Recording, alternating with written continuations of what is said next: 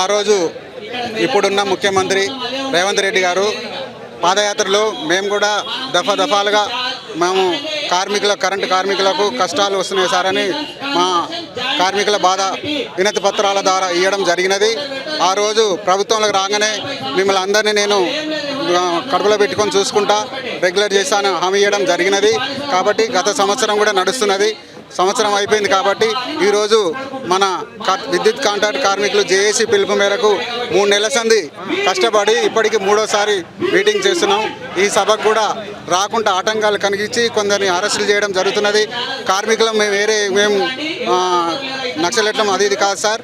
మా బాధ చెప్పుకోవడానికి రోడ్ల మీద వచ్చినాం. కాబట్టి మా కరెంట్ డిపార్ట్మెంట్లో ట్రాన్స్కోలో కానీ జెన్కోలో కానీ విద్యుత్ కాంట్రాక్ట్ కార్మికులు పిట్టలు రాలిపోతున్నారు. కాబట్టి ఇప్పటికైనా మా లైన్స్లో పనిచేసే ఆర్టిజన్లు ఒక్కొక్క టవరు ఫీటు 60 ఫీట్ల హైట్లో ఉంటుంది. అది కూడా రాత్రి పగలనకుండా మధ్యరేత్రి కూడా ట్రిప్ అయిందంటే ఉరికి కరెంటు వెలుగునిచ్చే మా విద్యుత్ కాంట్రాక్ట్ కార్మికులని మీరు కడుపులో పెట్టుకొని చూసి అయ్యా దయచేసి మా ప్రభుత్వంలో మాకు న్యాయం జరుగుతుందని కోరి తెచ్చుకున్న కాంగ్రెస్ ప్రభుత్వం. కాబట్టి ఇప్పుడు మా మీద దయ ఉంచి అందరినీ మా కాంట్రాక్ట్ కార్మికులందరినీ రెగ్యులర్ చేయాల్సిందిగా కోరుతున్నాం. అయితే మీరు ఇప్పుడు చెప్పారు, మీరు ఆల్రెడీ ఒక 2-3 సార్లు చేసినామని చెప్పి ఎలాంటి స్పందన వచ్చింది ప్రభుత్వం నుంచి?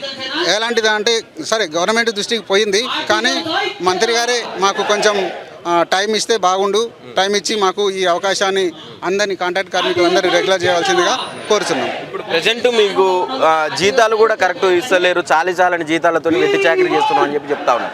మీకు నిజంగానే పనికి తగ్గ వేతనం లేదా? పనికి తగ్గ వేతనం అయితే లేదు సార్.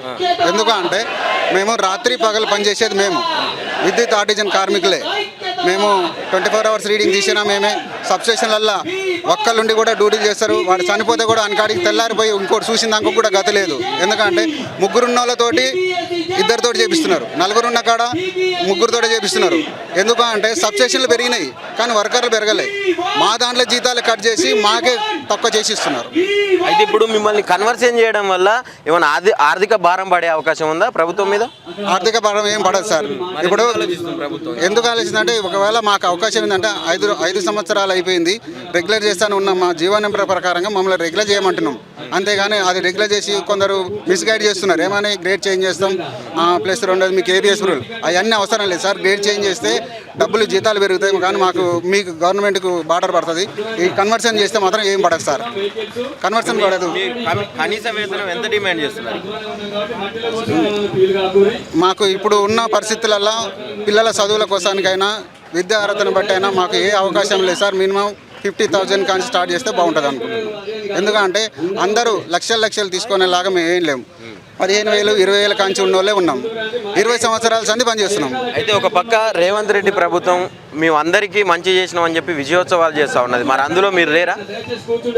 ఉన్నాం సార్. కాకుండా ఏంటంటే మా బాధలు చెప్పుకోవడానికి మాకు అవకాశం ఇస్తలేరు. మాకు ముఖ్యమంత్రి గారి కాడికి పోవడానికి అవకాశం ఇస్తలేరు.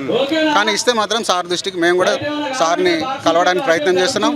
జేఏసీగా ఏర్పడి మా బాధలు ఏందో చెప్పుకొని ఇందాక వచ్చినాం సార్. ఇప్పుడు లైన్స్లో కానీ మా కరెంటు పిల్లలు 24 గంటలు పనిచేసేది మా వల్లే.